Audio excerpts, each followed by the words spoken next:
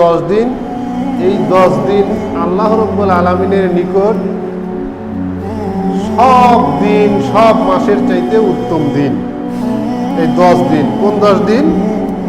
জিলহজ মাসের কোরবানির যে চাঁদ উঠলো, চাঁদ ওঠার কোরবানি করা পর্যন্ত যে 10ই জিলহজ হাজী সাহেবরা হজ করে, সেই দিন পর্যন্ত এই 10 দিনকে আল্লাহ নবী সাল্লাল্লাহু আলাইহি ওয়াসাল্লাম বলেন এই 10 দিন আল্লাহর নিকট অধিক উত্তম। এই 10 দিনের মানুষের ইবাদত আল্লাহ তাআলা যত কবুল করেন, অন্য কোনো দিন বা অন্য কোনো মাস, অন্য কোনো সময়ে এত ইবাদত আল্লাহ তাআলা কবুল করেন না। আল্লাহ তাআলা এই 10 দিনের প্রাধান্যটাকে বেশি দিয়েছেন।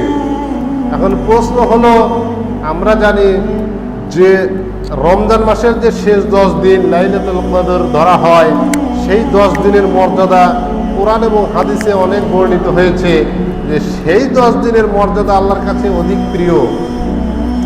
কিন্তু কোরআন এবং হাদিস থেকে জানা যায় যে আল্লাহর নিকট ওই 10 দিন বেশি প্রিয়, 10 দিন গ্রহণীয়, অনেক সওয়াবের দিন। সে হলো রমজান মাসের শেষ 10 দিন। কিন্তু সেই 10 দিনের চাইতেও শ্রেষ্ঠ যে 10 দিন, সেই 10 দিন হলো হজের এই 10 দিন। এই জিলহজ মাসের এই 10 দিন হলো আল্লাহর নিকট তার চেয়ে বেশি প্রিয়। কথা বুঝতে পারলেন না? তাহলে কোন 10 দিন আল্লাহর কাছে সবচেয়ে বেশি প্রিয়? এই জিলহজ মাসের প্রথম 10 দিন। এই 10 দিনে কিছু আমল রয়েছে, যে আমলগুলো আমরা সাধারণত জানিও না, সেটা করিও না। আমরা এই 10 দিন, এই প্রথম যে 10 দিন জিলহজ মাসের 10 দিন, এই সম্পর্কে আল্লাহ তাআলা বলেন সূরাতুল ফাজর। আল্লাহ তাআলা বলেন ওয়াল ফাজরি ওয়া লায়ালিন আশর। আল্লাহ তাআলা বলেন ফজরের কসম, মানে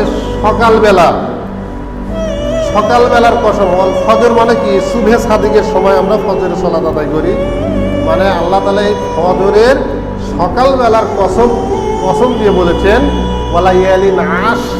এই আশর মানে 10 দিন। তাফসীর ইবনে কাসিরে বলা হয়েছে এই 10 দিন বলতে সেই 10 দিনকে বোঝানো হয়েছে।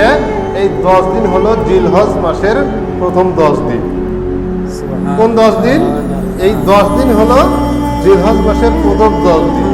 হাফেজ ইবনে হাজার এই 10 দিনকে, এই জিলহজ মাসের এই 10 দিনকেই বুঝিয়েছেন যে সেই আল্লাহ তাআলা যে কসম করেছেন, সেই 10 দিনের কসম করেছেন, যেই 10 দিন আল্লাহর নিকট অধিক প্রিয়। সেই 10 দিন কোন 10 দিন?